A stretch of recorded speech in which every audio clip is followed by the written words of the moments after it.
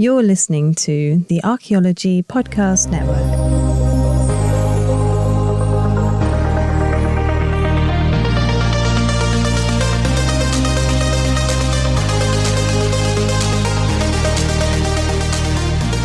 Hello and welcome to ADHD BCE.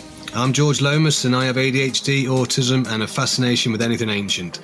In this podcast, I'm going to be scouring the ages in search of neurodiversity, and in this episode, we're going way back to see if we can find signs of creativity, ingenuity and other spectrum traits among our closest relatives, the Neanderthals.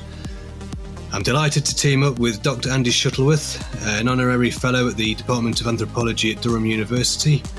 Andy, welcome to the podcast. Thanks for having me, George. Great to be here. Andy, first of all, obviously it's impossible to diagnose anyone with things like ADHD and autism, let alone the ancients, but let alone the Neanderthals. But nothing's stopping us having a look. So we can look for typically neurodiverse traits. That's what we're going to try and do today anyway. We're going to try and see what we can find. But first of all, would you mind giving us a background, I suppose, to the Neanderthals, sort of where they come from, where they lived, how similar and how different they are to us? Sure. My pleasure. First things first, let's get it out of the way. We use the term Neanderthal in modern culture as something as a negative epithet kind of thing, as an insult. Let's throw that out of the way. Neanderthals were just like us in intelligence, in behavior, in their archaeology, in the material culture for the most part. They were smart, is what I'm trying to get at. It's not an insult, or it shouldn't be an insult to call someone a Neanderthal these days. It does them a disservice, and I'm very protective, and a lot of people are very protective about Neanderthals. It kind of stems from a Victorian kind of misunderstanding of who and what they were. The second thing you should know about Neanderthals is basically how to view them, because they are human, but they are ever slightly different to what we look like. Not grossly so. They still had, 2 arms and 2 feet and all that kind of stuff. So what I'd like you and your podcast listeners to visualize is a Premier League football player. Okay. They are us. They are modern humans, Homo sapiens. Okay, we're relatively tall. We are relatively sleek and fast, built for running. Okay, and we can do that quite a long distance in a long time. Now, a Neanderthal is not a Premier League football player, sadly. They are more or less a rugby player. They're a rugby league player because that's the best type of rugby. They are built. They are squatter. They are shorter. They are more muscular. They can run, but they're not designed to run constantly like Premier League football players like Homo sapiens. So they can do short, fast bursts, but they need to slow down. They're more a tackle-built physiology. So if a quick image of a Neanderthal is look at your Premier League players, look at your rugby league players. The rugby league players are your Neanderthals here. That's the general kind of proportions we're looking at. Big, stocky, squat. There are some distinct physiological differences through the prehistory, slightly larger brains, more robust eyebrows, that kind of stuff. But generally, that's the image that we're going for Neanderthals. So once you've got that in your mind of who we look like in prehistory and who the Neanderthals look like in prehistory, how they came about is really just a story of dedicated evolution. So we, as our species, Homo sapiens, George, we evolved in Africa about 300 to 400,000 years ago. And that's reflected in our physiology, our height, our slim, for the most part, build, and how we hunt and how we run, that kind of thing. Neanderthals didn't evolve in Africa. They evolved in Europe. And the environment in Europe is completely different to the environment in Africa, as it is now. In Africa, you had open savannas when Homo sapiens were evolving, lakes and all the rest. In Europe, it was different. It's a glacial or an interglacial climate, so it's colder, it's more windy, the hills are hilly, for lack of it. It's not flat like Africa is. There are mountains, there are different types of predators, woolly mammoth, saber-toothed cats, that kind of stuff. Temperatures considerably lower than they were in Africa, and that kind of influenced who the Neanderthals are and how they evolved into these rugby league player type forms, because that kind of physiology, that small squat physiology, helps them to conserve heat, helps them to conserve energy, and helps them to adapt into this higher latitude, what we call environments going through. And they evolved in Europe somewhere. We're not exactly sure 100% because archaeology is not pretty much an exact science when it comes to this kind of stuff. Somewhere between 800,000 and 315,000 years ago. And they lived quite successfully to around 40,000 years ago. Okay, and there was a brief overlap between Neanderthals and ourselves, Homo sapiens, inhabiting the same kind of environments and niches as us humans came into Europe and kind of displaced them a little bit, and that could have led to a little bit of their extinction. But for those 300,000 years, 800,000 years of life on Earth with the Neanderthals, they were remarkably behaviorally complex human species. They survived 2-3 ice ages when glaciers dominated the area. They responded to threats in their environment just like we do. Sometimes they moved, so that's why we find Neanderthal sites not only in Europe, so from England, for example, but in Spain. There's a lot of them in France, several in Germany and Belgium, where they were first found and identified. There's a lovely little cave, Gorham's Cave, in Gibraltar. You can find them in Italy, but you can also find them in modern places in the Near East. So in modern Israel, for example, there are many Neanderthal sites going forward, as well as Georgia and other such places around the Mid and Near East in that kind of area. And there, even if you kind of look at the fringes of the archaeology, possible Neanderthal sites in Central Asia and Siberia too, where, that landscape, that climate and environment kind of spread out in the higher latitudes. So they kind of inhabited this old world prehistory, and they were dominant in it. They were the only really human there until we came about, give or take, and they made it their own. They had their families, they had their tool industries, they had their symbolism, their spatial use. They hunted, whether that be mammoth or saber-toothed cat or deer, and we used to view them as these apex hunters that they only ate meat. But we now know from their teeth, from other kind of paleoecological studies, that they ate carrots and other such plant materials that were abundant within Europe at that time. They buried their dead, whether that be symbolically or not. There are debates on that, but we do know that they buried their dead. They created symbolism through etchings and art, and there's evidence of personal adornments of Neanderthals in Spain. And more recently, over the past decade, we know that they interbred with us, with Homo sapiens. And if you or your listeners are of Eurasian origin, for example, so if you're not sub-Saharan African in your ethnicity or your family history, chances are have some amount of Neanderthal DNA within you because of this interbreeding between these two kind of human groups. Oxford, about 10, 13 years ago, did the genetic test and claimed that Eurasian or modern Eurasian populations have somewhere between 1% to 6% of Neanderthal DNA within them. That's kind of shifted over the ensuing decade. We believe it's 1% to 4% maybe of our Neanderthal of our genome is Neanderthal in origin, and it shows that basically there weren't these brutes of prehistory. They were this very adaptive, very willing species, just as like we were at the time, and their extinction came about for a number of reasons. Competition with us, for example. There used to be a theory that there was this massive prehistoric conflict or war between Neanderthals and Homo sapiens and that we won. That's not the case. There's no evidence of that. Competition, for sure, we were fighting over the same resources, but it was an evolutionary fight, not an actual literal one.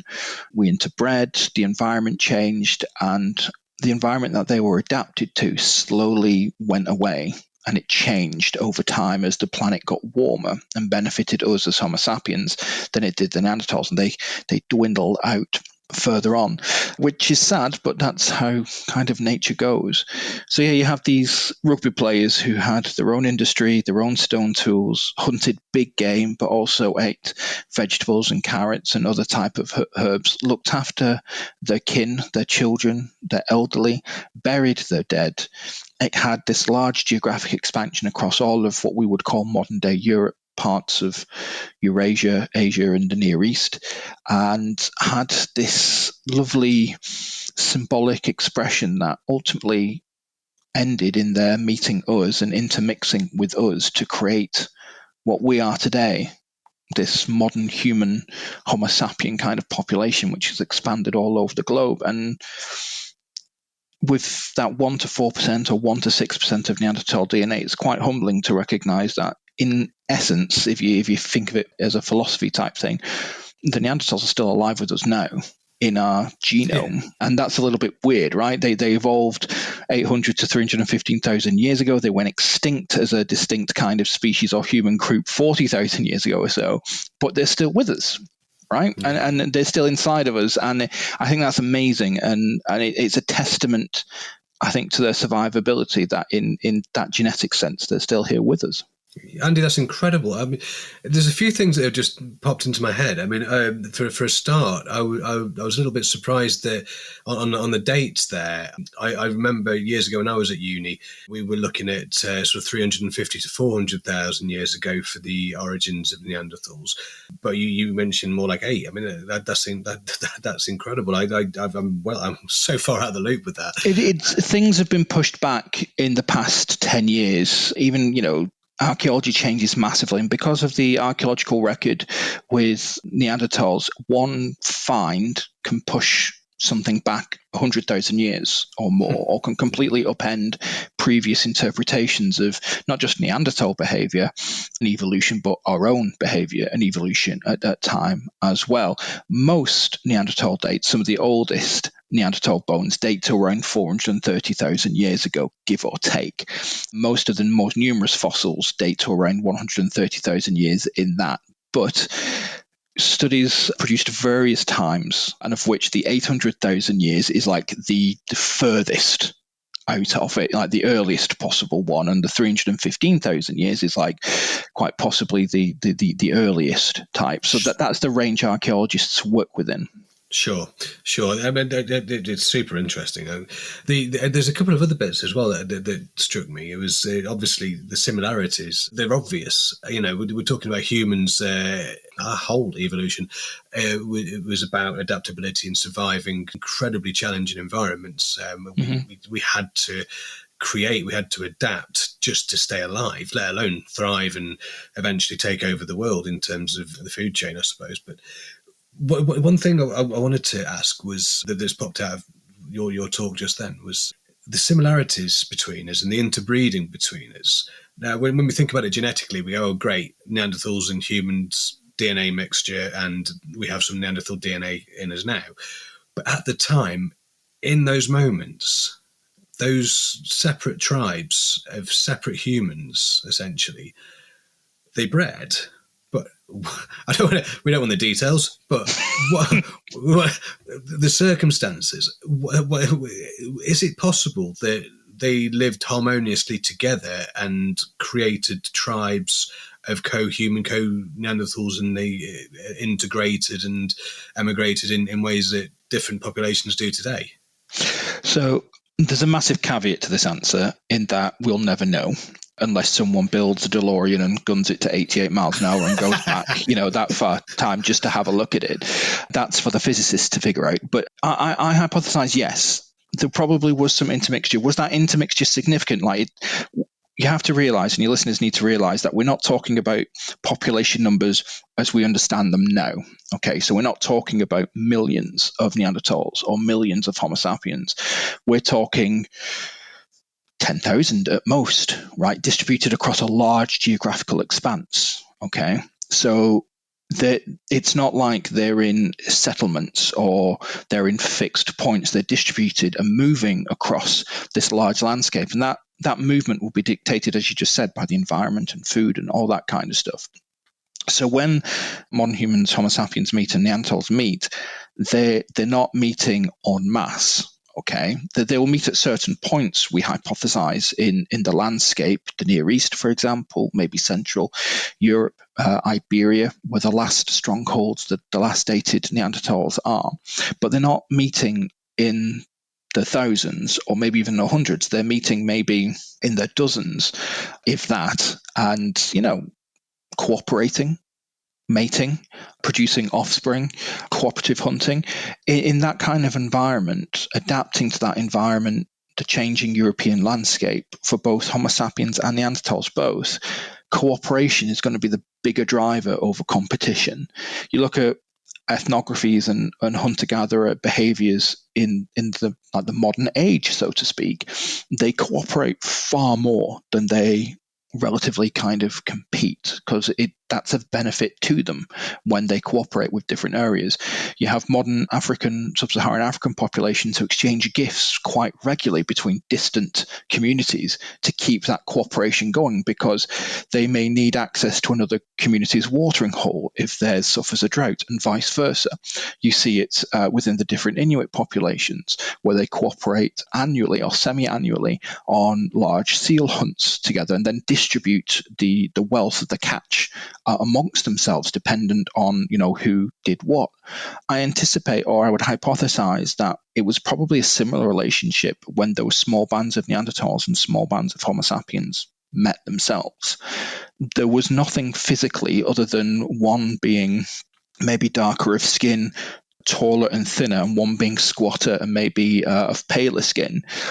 Nothing different to say you're completely fundamentally different from what I am. We're not talking about like Neanderthals didn't have a third eye or an extra arm or anything. They were human. They looked human, as did modern humans. They were just a different type of human, a different community of humans.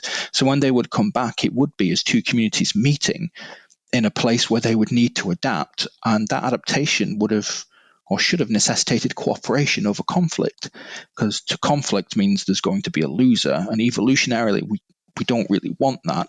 Where cooperation, where it leads, okay, you may have to sacrifice something a little bit, but you still get something in return.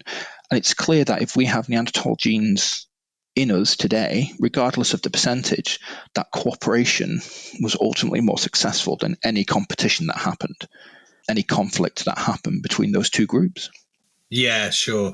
And I suppose Europe and Asia and Eurasia, during these glacials and interglacials, the environment was changing. So we can't say it was like this or it was like that. It was a changing landscape. And so there's an additional challenge. It's sort of like Jumanji, really, isn't it? Yeah, you roll the dice, and 1 minute there's glaciers there. In the next 50,000 years, they're retreating, and there's tundra, and 50,000 years there's grassland, and only for it to be reversed.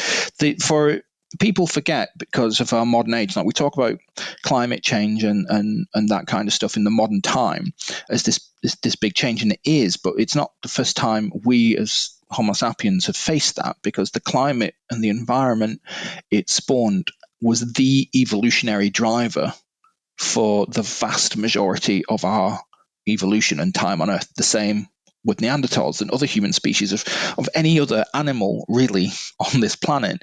It's only recently that we have kind of maybe stepped aside from that as the dominant type of adaptation, where the environment has taken a secondary role to maybe larger demographics, to social evolution and social pressures.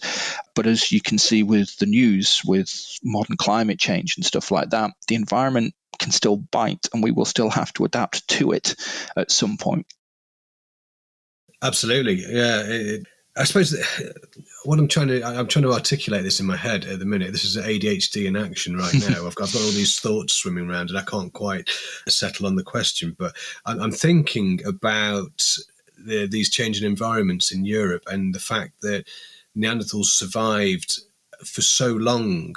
I'm talking about Europe because they were further afield than Europe, but if you think about the significance of the changing landscapes and these different challenges, just showing how adaptable they are. Now, I mean, I'm a modern person. I haven't had to survive out in any particularly challenging environments, but I've seen on the TV there are people who willingly go out into those kind of environments and pit their wits against nature and so on. There's a couple of programs. I can't remember the titles of them actually, but there's one or two where they get thrown out into the wilderness and they have to survive for as long as they can. Now, obviously, as I was sitting in my nice, comfortable living room watching it on my nice big TV, it's horrifying to think that people would have to endure that. But we're looking at, well, I mean, really, if you go all the way back through evolution, millions of years, but we're talking about Neanderthals and humans, I suppose, here today. So it's hundreds of thousands of years and such a small population as well.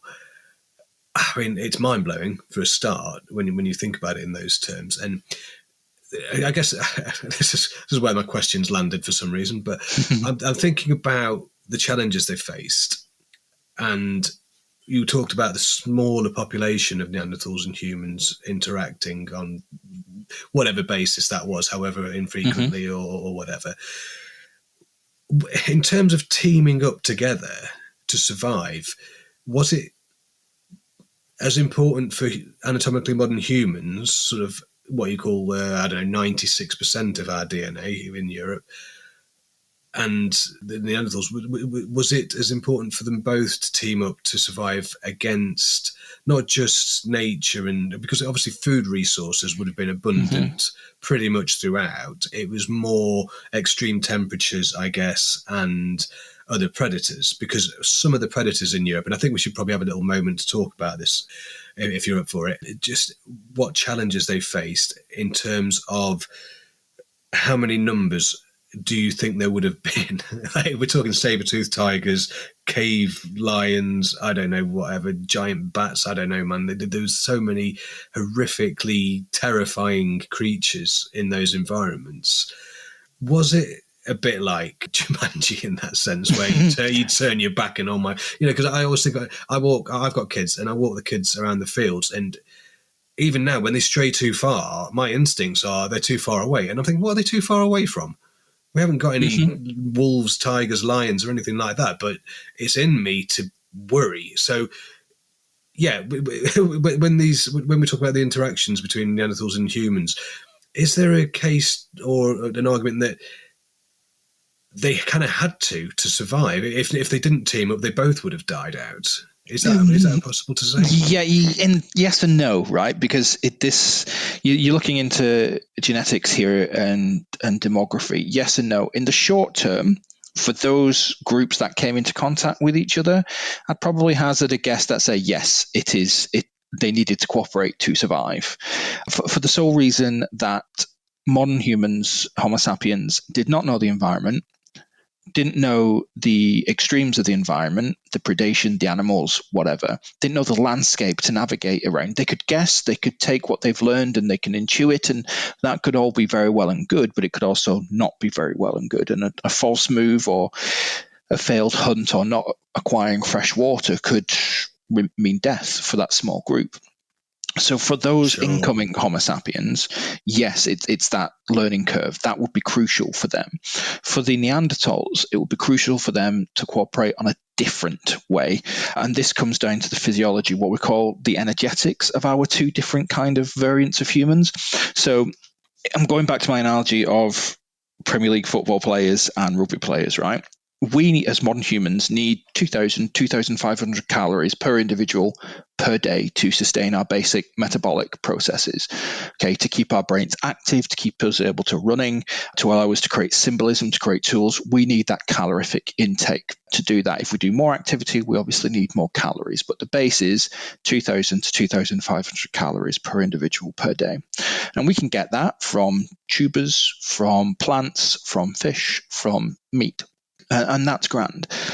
The Neanderthals, however, the rugby players with that stocky muscle, need anywhere from 3,500 to 4,000 calories per individual per day to maintain the basic metabolic processes. So nearly 1.5 to twice as many calories for a Neanderthal than a modern human.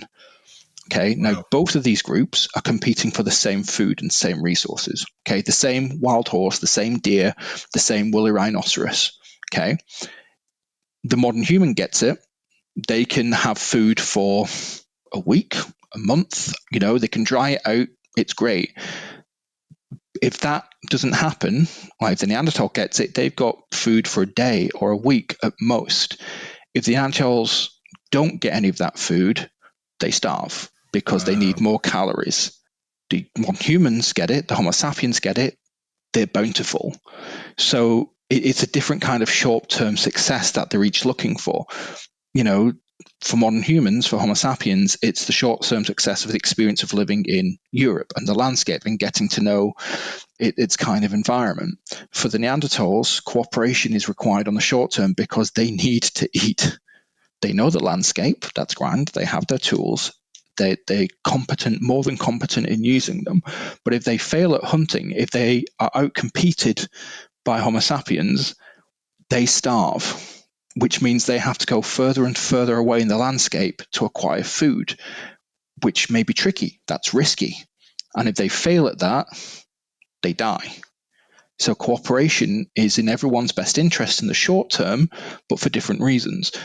In the long term, and this is where the nub of the matter comes from, short-term cooperation for our species as a whole, like Homo sapiens as a whole, is a bit neither here or there, because there are more modern humans, more Homo sapiens coming into Europe every year. Okay, migration is coming in and coming in and coming in. We're outbreeding the Neanderthals. We just breed faster, like rabbits. Okay, and so obviously those populations, even if those small groups die off of Homo sapiens die off, they're going to be replaced maybe the next season by 2 more. And they might be replaced by 4 more the next season after that. But the Neanderthal group, if it succeeds, might only grow by 1 or 2. And if it dies, it might not be replaced by another Neanderthal group because they are so far dispersed. Okay, because if you have a family of Neanderthals, say, and there's yourself, George, there's your good lady Neanderthal wife, and there's your 4 Neanderthal kids, each of which require anywhere from 3,000 to 4,000 calories per individual per day. Okay, do the math. That's a total amount of, I can't do math, I've just called myself out on that, but that's a total amount, so like 12,000 odd calories per individual to sustain your family, say, right? 15,000 calories to sustain your family. That means the environment needs to sustain you. Okay, that means the environment cannot sustain maybe 20 of your families. It can only sustain 3 or 4, maybe, if there's a large herd, or there's a specific growing season of flora and fauna and stuff like that, which makes an area particularly rich in calories. But it cannot sustain, the environment literally can't sustain an infinite number of Neanderthals because they're taking too much out of the environment to keep themselves alive. So that's why these Neanderthal groups are heavily dispersed, because if they're all concentrated, that environment will become a desert very quickly. But for the Homo sapiens, who are having 1.5 to twice as less as Neanderthals, that environment can support more Homo sapiens in comparison. And that's how you get population replacement, or one theory of population replacement between ourselves versus the Neanderthals. Right, I see. Well, it were technically both because we've got Neanderthals in as you're in. Yes, yeah, but yeah. And so, yeah, in the short term, yes, you're right, cooperation will be key, but for different reasons, for the different types of human communities. But in the long term, it's like here or there, because that economic, energetic advantage of ourselves, of Homo sapiens, is one the Neanderthals really can't compete with. Yeah, sure. Wow. Okay, well, that sort of brings me to start thinking about, we're talking about similarities as well, I suppose, between Neanderthals and humans. So one of the inspirations for this podcast actually is the belief that anatomically modern humans have been all but the same for potentially hundreds of thousands of years. So we've had, from the point of view of this podcast, we've had neurotypicals and the neurodiverse living simultaneously throughout all that time. And then if we're looking at Neanderthals and seeing all these similarities in other areas, because they had art, they had ingenuity and out-the-box thinking and survivability in spades, could we look at the dynamics of Neanderthals as groups and see that you're likely to have, because we get it with people, don't we? We get anything from characteristic traits, i.e. the grumpy ones to the positive types, and then you've got obviously neurotypicals and neurodiverse or neurodivergent people. So could we look, obviously the archaeological record's fairly sparse this far back, but could we at least talk about these dynamics, and if we could imagine that Neanderthals would be similar in, say, well, let's think about it. In humans, we have, is it towards 20% of the human population is neurodivergent, sort of like 5% ADHD or something? I don't know. It's something I did know this, but I've forgotten it because that's my working memory. But could we imagine that in Neanderthal groups you'd have the geniuses essentially, and then you'd have people who were great at more athletics, say, or other talents, because we need these dynamics in a complex social environment to survive. What are your thoughts on that, Andy? I don't think I've made that question very clear. That's all right. I think I get like the main thing that you're going for here. If would Neanderthal society, would Neanderthals themselves be neurodiverse and display those behaviors, and would there be similar behaviors that we see in the neurodiverse community and everything like that we see today modernly? I guess yes, would be the possibility of that, sure. Again, with a massive caveat that not only will it be hard to see in the archaeological record, because most of that diversity is non-material, it's behavioral, so we'd have to infer it from like secondary or tertiary kind of sources. But also a little bit of a warning, because we're essentially reflecting our own neurodiversity as Homo sapiens with this question onto the Neanderthals.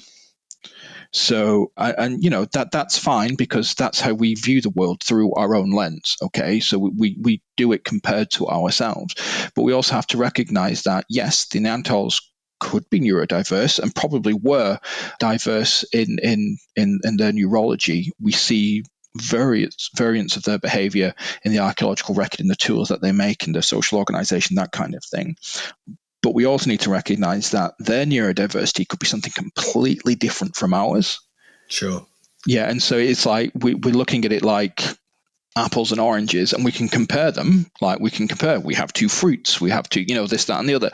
But it's ultimately some of that neurodiversity may be completely different from ours, that we just can't see it because it doesn't conform, ironically, to our own perceptions of neurodiversity. So yeah, I would expect that Neanderthals would have had some elements of neurodiversity within their behavior, maybe even stemming all the way to a genetic level. And yeah, some of that could be mapped onto, or we could use our own neurodiversity behavior to map onto Neanderthals to kind of pinpoint it. But those kind of pins aren't going to be definite. They're just going to be as a possibility, that kind of thing to take into consideration. Again, unless those physicists come up with the DeLorean and we can go back in time to do more ethnographic studies, which I'm all for if people want to include me on that, Grant. Yeah, I'll be in that car with you, man. 100%. Yeah, that's completely the right answer to that, because I mean, there's a saying goes, you meet one autistic, you've met one autistic. So even on the spectrum, in our time, it's incredibly diverse. We're as diverse as the rest of the population. So pinning things down like that is incredibly difficult. No, it is, and I'm very wary of transposing modern Homo sapien behaviors onto Neanderthals as a compare and contrast, because for as long as we've known and researched Neanderthals, really up until the last maybe 30 to 50 years, that's all it's ever been. Because there's been this assumption that Homo sapiens won. We evolved. We're the only human left on this earth. But we shared it with the Neanderthals, and we shared it with other human species at other points in time. But we're the only one here. And that has assumed people to say something must be different about us, either in behavior, genetics, physiology, whatever. And we've used that to look back at the Neanderthals in particular and viewed them as inferior. Yeah. And I think that's wrong, because we're viewing them from our lens, and we should be viewing them from theirs. And their lens is of remarkably successful human species that really the environment didn't go their way, and they went extinct, as dozens, hundreds, millions of other species have gone extinct throughout known time. We're here not because we're special, not because we are unique, though we are essentially unique as being the only human here. We're here because we adapted, We're here because we got very lucky as a species, and we're here because we've used that adaptation to our fullest effect. And we shouldn't confuse that with a perception that, we're superior in some way, shape, and form. A different turn of the dice, a different flip of the coin. We could be Neanderthals having this conversation about Homo sapiens and, neurodiversity, that kind of stuff. So, I would be hesitant in all things of using our lens to look at the Neanderthals. Obviously, it's one of our tools that we do use as archaeology. We can't get away from it, but we have to recognize that bias, I think, when we do this. Absolutely, there's an awful lot of arrogance there, isn't there? It's I suppose that was archaeology back in the day. It was very that sort of Eurocentric, very much so, white guy supremacy kind of crap. That makes sense. Thanks, Andy. I suppose I'm just going to do this. I've got this vision of Neanderthals. This needs to be an HBO thing where Hitler won the Second World War. We need Neanderthals won Europe, and we're all here playing rugby league and having a great time. It's a better world, George. It would be a better world. I believe you believe that.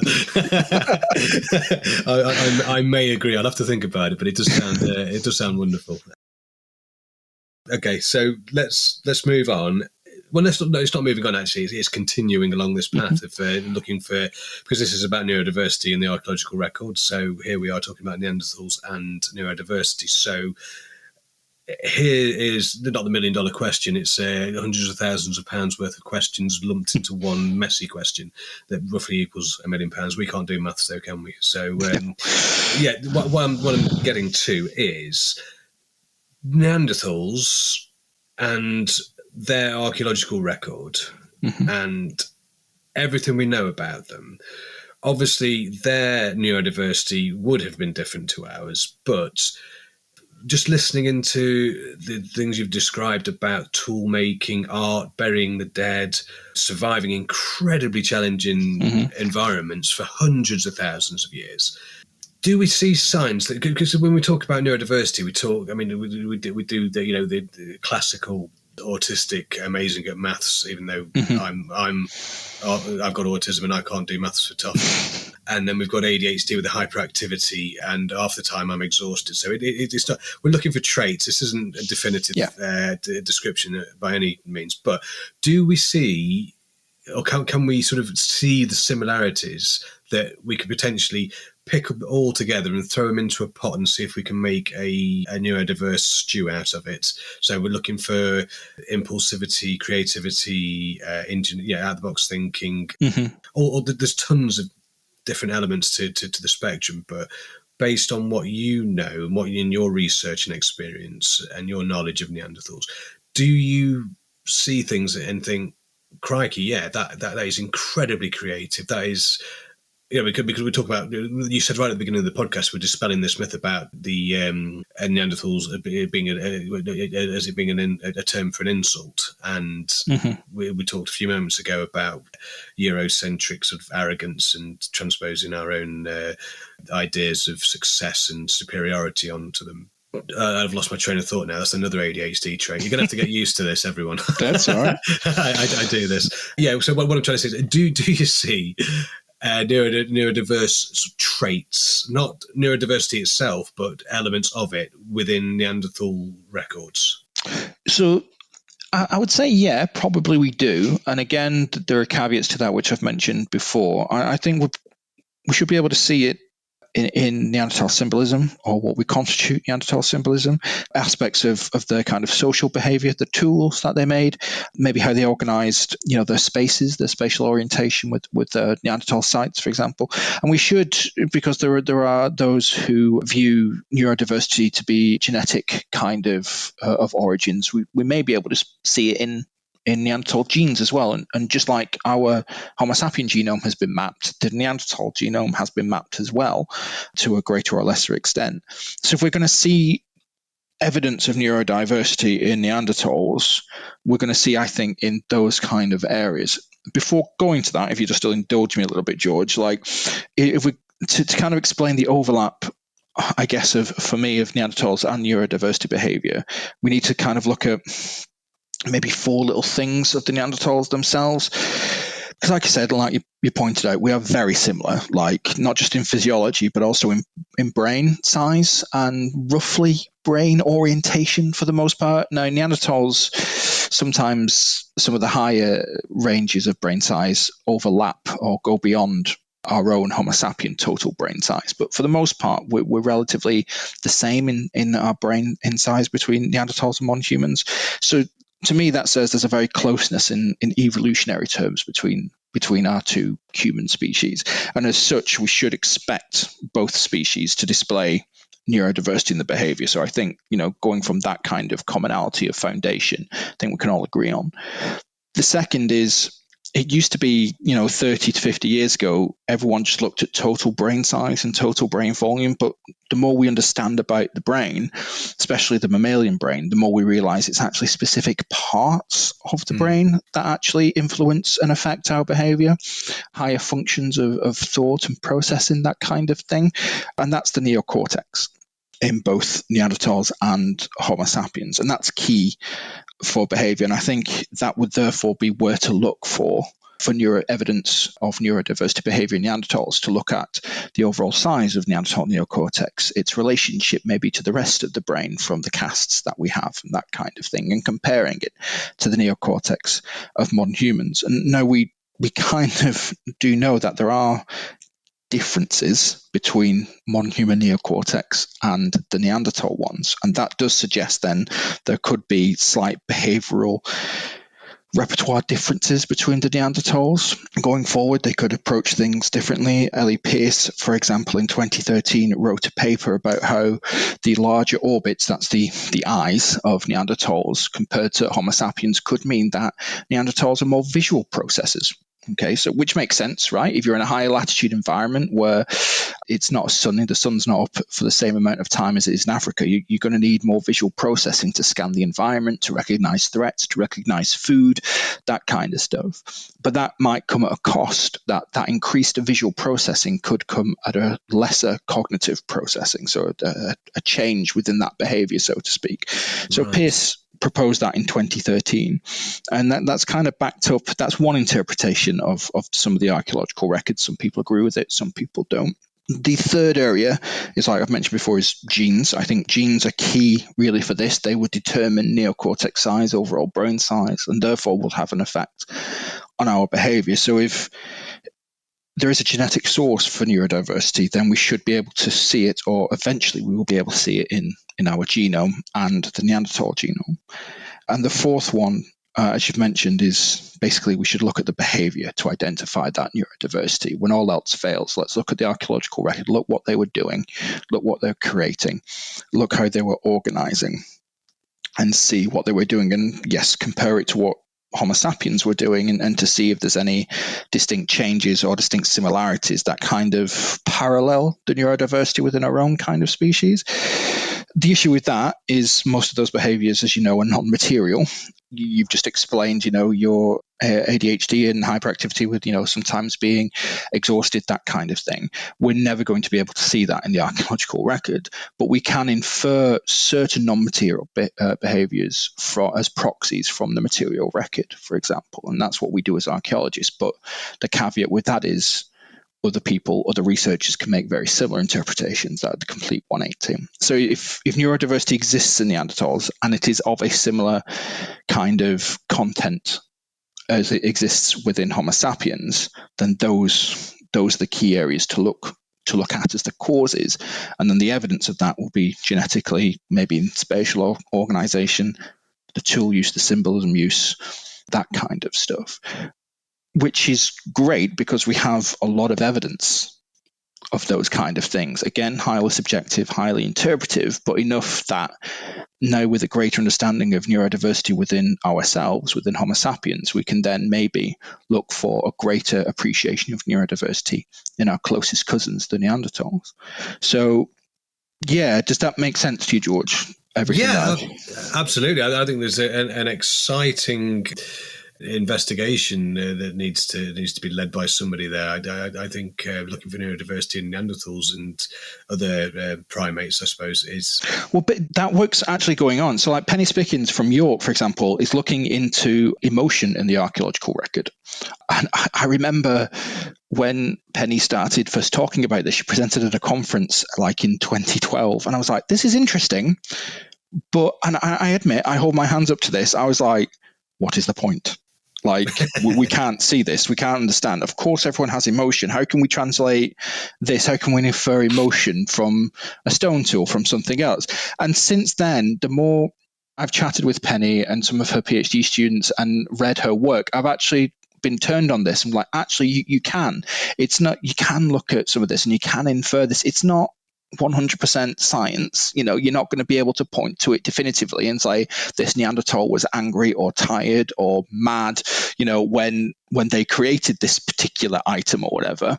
But you can infer the wider range of emotionality. And I think, you know, as emotion plays quite big in neurodiversity, that's a start. And if for those who are interested, look up Penny Spickins' work from York. She's done a lot of this, and she's leading the vanguard, I think, in the UK about it all.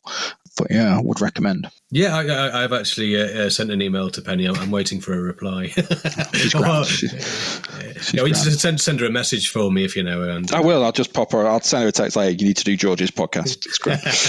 No, I appreciate that. Thank you. Yeah, no, well, I think, I mean, for me, obviously this was never going to be a definitive discussion about yes or no, they did or they don't. I think in reality, I think being so closely related to Neanderthals, it's entirely possible and probably highly likely that we have. There must have been there's neurodiversity amongst animals. Yeah, anyways, you know, it's. So when you did your studies, did you remember Paul Mellars? I remember the name. So Paul Mellars, Professor Mellars, he's passed now, but he was a titan in Neanderthal archaeology and Neanderthal behavior and modern human Homo sapien behavior. And he came up with this lovely quote, the impossible coincidence. And his basic kind of thing was that we are two separate species, therefore we have two separate behavioral niches, therefore we two separate behaviors, one us, Homo sapiens, we're modern, you know, that kind of thing. We're behaviorally distinct. We have this capacity for symbolism, for, you know, love, that kind of, all that kind of thing.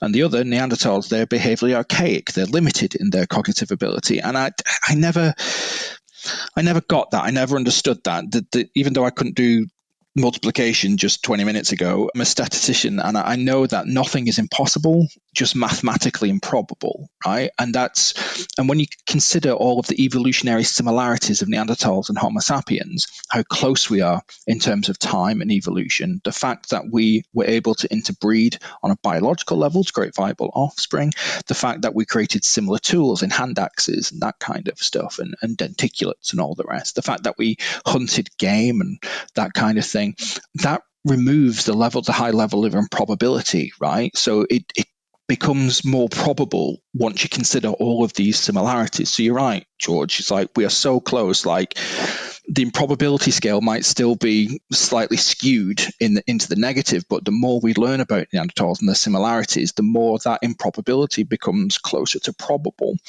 And the more we find out about the archaeological record, the more likely maybe in 5, 10, 15, 50 years, we'll have a better understanding of neurodiversity, not just within our own modern populations, but within the archaeological Neanderthals as well. How exciting. I don't have the patience for this. We need the DeLorean. We do. Go backward and forward. I'll get my hoverboard and be grand. But to the extent we don't, you know, I look forward to the next, 50 years of research on this coming on, but that foundation has already been built right now. So I've just talked about Ellie Pierce and her work. That's a beginner. That gives an insight into the different like neocortex and maybe visual cognitive processing of Neanderthals, which, there are some people listening to this who might be like, oh God, yeah, that's maybe my neurodiversity. I process things visually a lot better maybe. But you have Gregory et al. Neanderthal from 2017. They did a correlation between Neanderthal genes and brain organization, again highlighting the greater visual impact of Neanderthal brain chemistry and diversity there. And you have Ockensberg et al. In 2013, who potentially, and this is directly relevant, obviously, to this podcast, identified Neanderthal genes relating to autism. Oh, wow. Now, there's a big caveat to this, because even though we have mapped our own genome and the Neanderthal genome, we still don't know what specific genes and alleles do in combination with each other. That is something for the next century to kind of figure out, right? But they've highlighted potential genes, potential alleles within the Neanderthal genome that could link or could, express themselves in autistic kind of behaviors. Wow. And here's the kicker of this. So Fool and Elbad did a follow-up in 2018, and they correlate these genes to Eurasian populations. So basically, these genes are higher in prevalence in Eurasian populations, those of the Near East, those of North Africa, those of Asia, that kind of thing, and less prevalent in sub-Saharan Africa.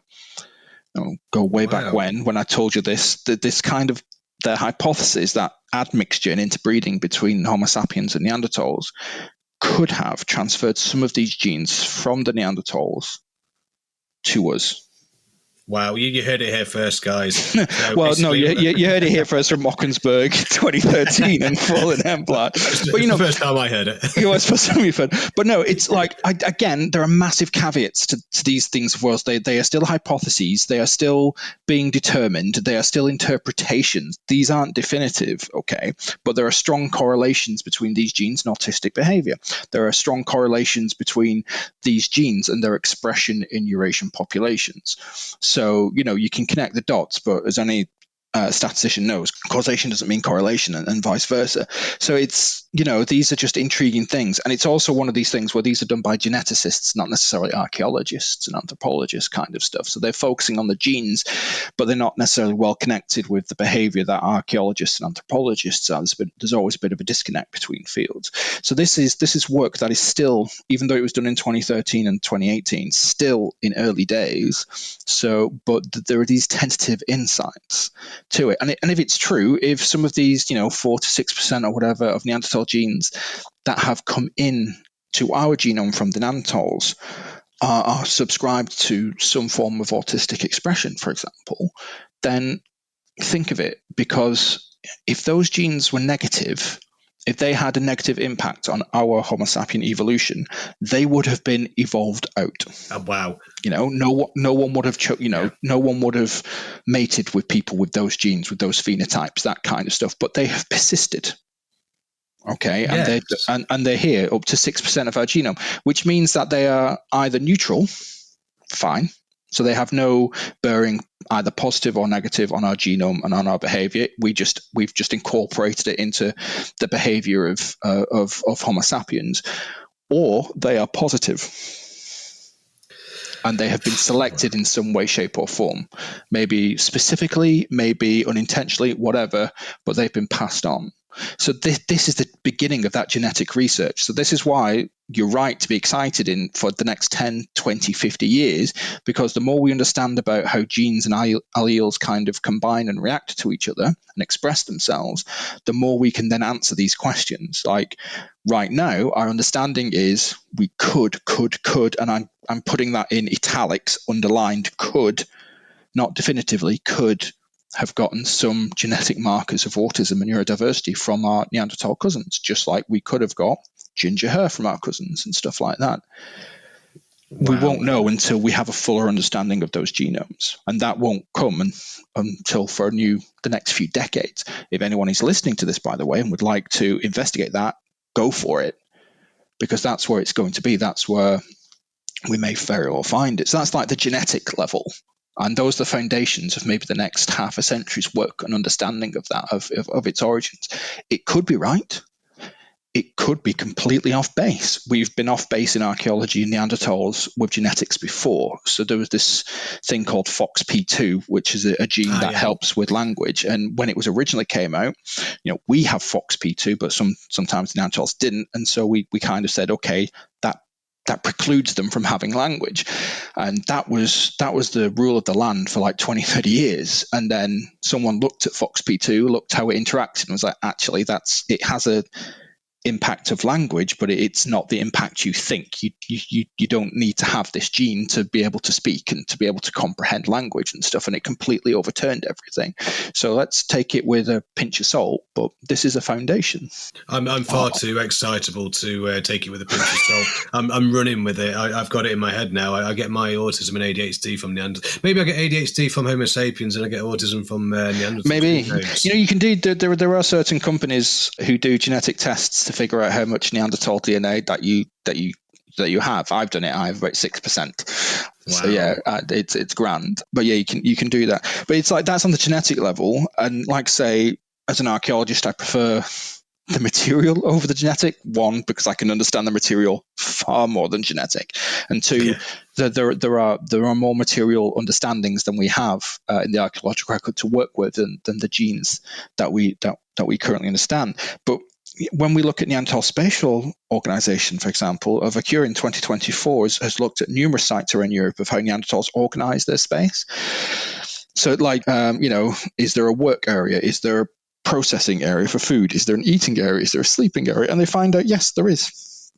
And they're remarkably like Homo sapiens, which is not surprising, right? Like, because they are humans, of course, we would assume that they organize their living arrangements. They don't want to sleep in the same place they process their kills. We don't want to sleep in the same place maybe they or on their tool shards and stuff like that they've just made, that kind of stuff. But again, this is coming out in 2024, and so the Neanderthals have a lot to prove just to that they do the normal assumptive stuff. If it was Homo sapiens, everyone would just be like, yeah, we do that. Yeah, sure. That kind of stuff. I think the two major areas, other than genetics, we're going to find evidence for neurodiversities in the tools, though, and in Neanderthal symbolism, because those are the kind of two places where Neanderthals, one, from the tool perspective, that's their daily life. They need those tools to hunt as part of their behavior, as part of their very survival. So any change in there, any adaptation in there on neurodiversity is going to be evident, quite possibly within the tools they use on a day-to-day. And for those who don't know, on your podcast, Neanderthals have stone tool industry called the Mousterian, named after the site of Le Moustier in France, and it's a flake industry. It creates scrapers from stone tools, from flint, that kind of thing. It creates knives and all that kind of thing. But as the Neanderthals evolved, they started employing another kind of industry, another technique of creating tools called Levallois, and Levallois is complex. Look, George, if I gave you a stone and another pebble and I said, could you make a sharp edge? Could you make me a flake from this piece of stone? Intuitively, I think you could probably knock off an edge and say, there you go. There's a cutting edge. You can cut this hide. You can cut this meat. Levallois is not intuitive to make.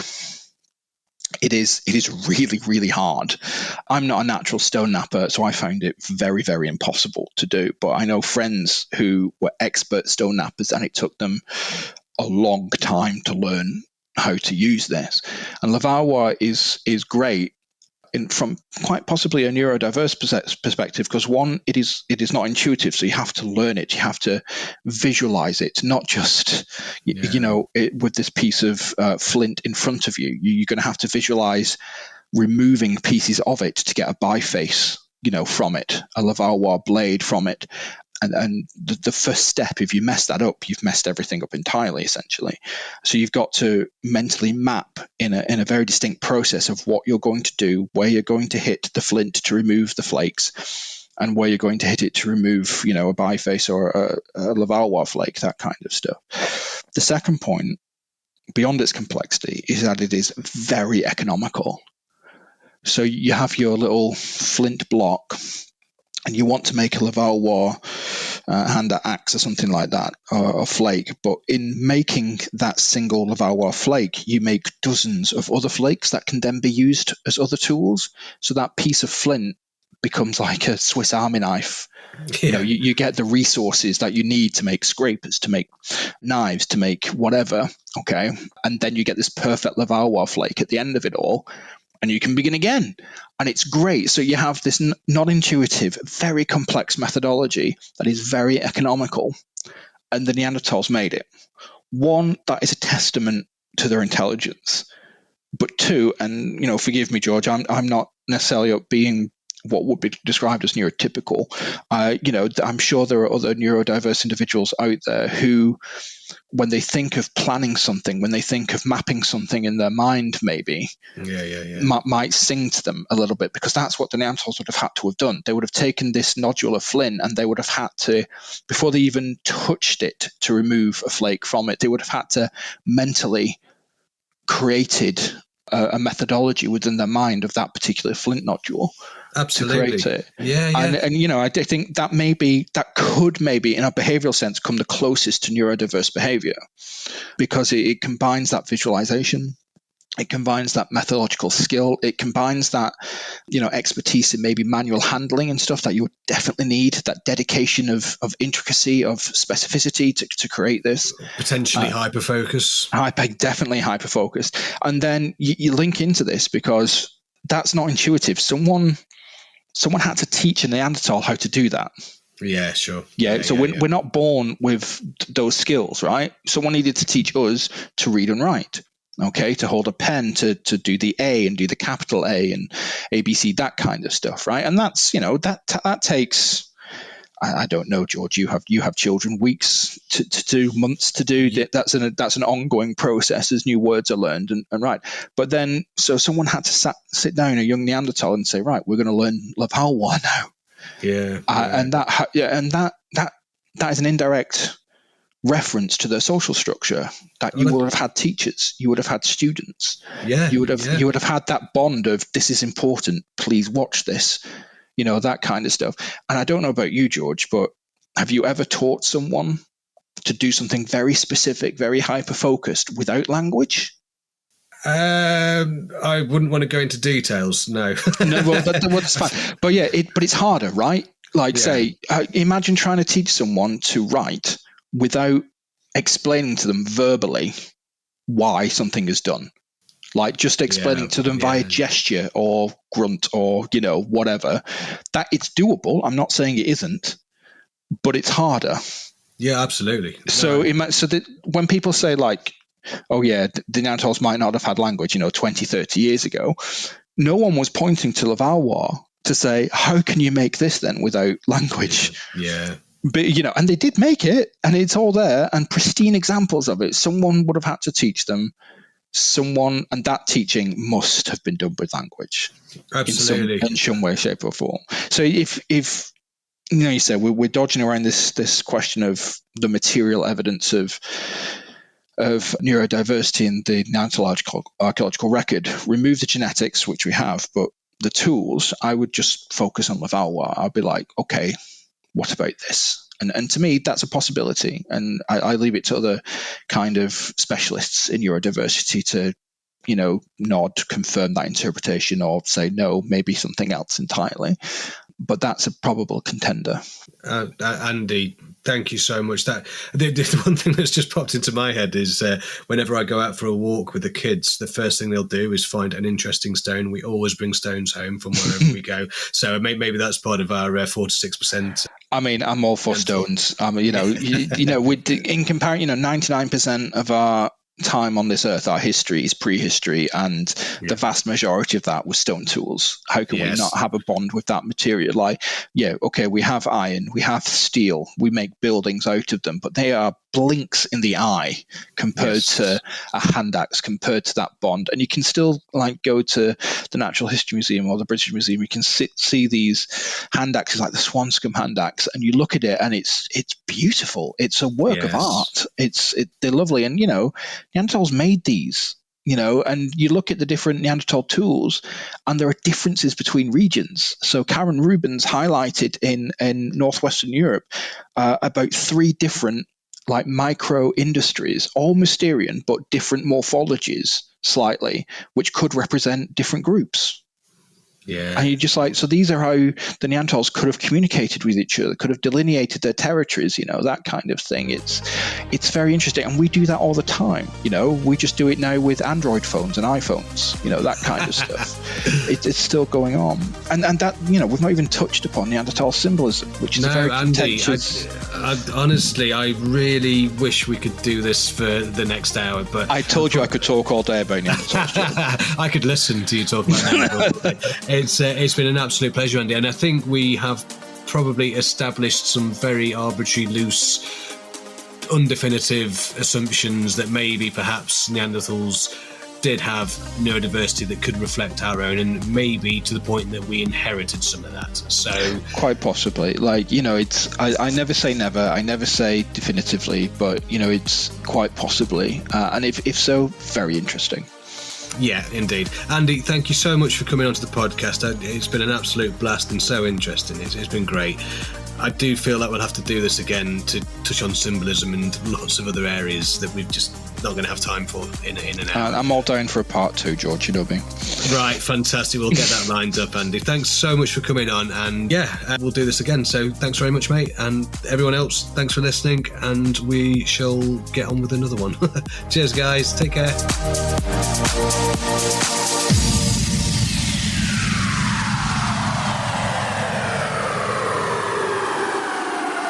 This episode was produced by Chris Webster from his RV traveling the United States, Tristan Boyle in Scotland, DigTech LLC, Culturo Media, and the Archaeology Podcast Network, and was edited by Rachel Roden. This has been a presentation of the Archaeology Podcast Network. Visit us on the web for show notes and other podcasts at www.archpodnet.com. Contact us at chris@archaeologypodcastnetwork.com.